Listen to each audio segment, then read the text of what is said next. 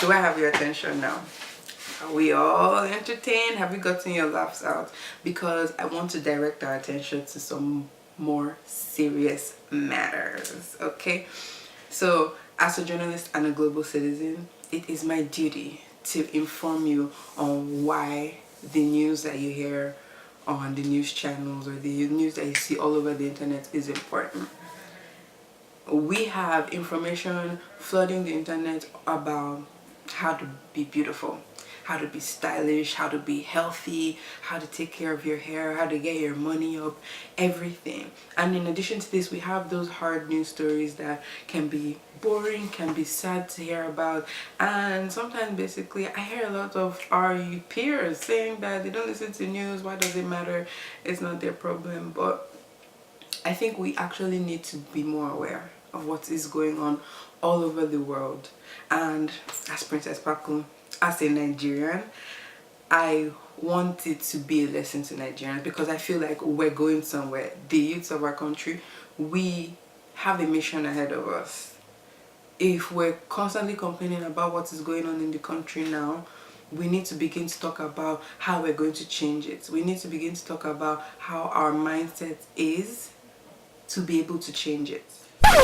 So leave all that funny first.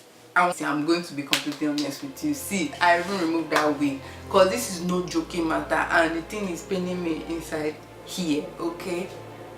Nigeria is my biggest problem. I am sitting down here and I'm burning up every single day that I hear what you guys are going through and I can't take it.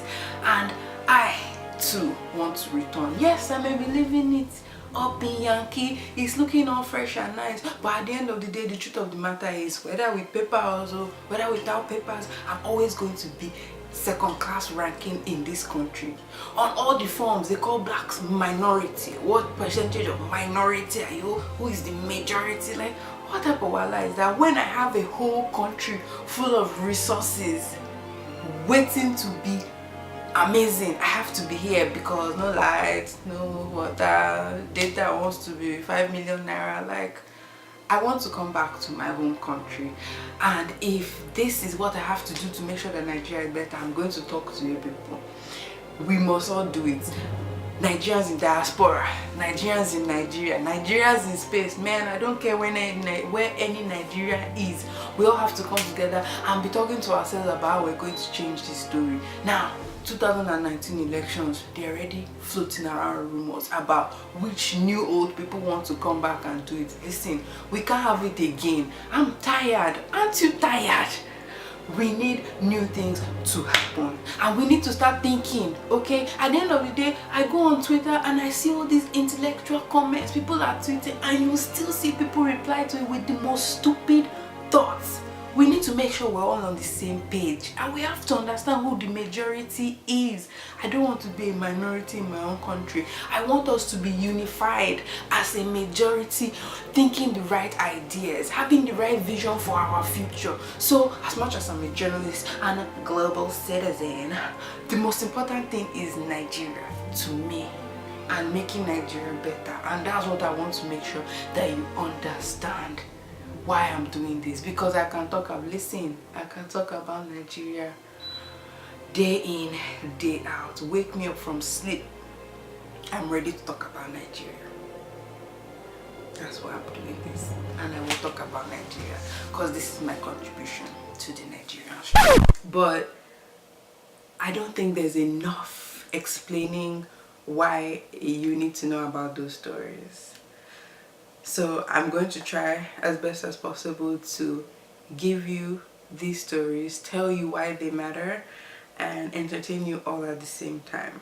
Because no matter what, the world is a global village. Even if what is happening on the news isn't happening in your own backyard, it still affects all of us in the end. It affects our humanity. Okay. We are rounding up this 2016, and I think we can all agree all over the world, we've all chopped our fair share of L's this year.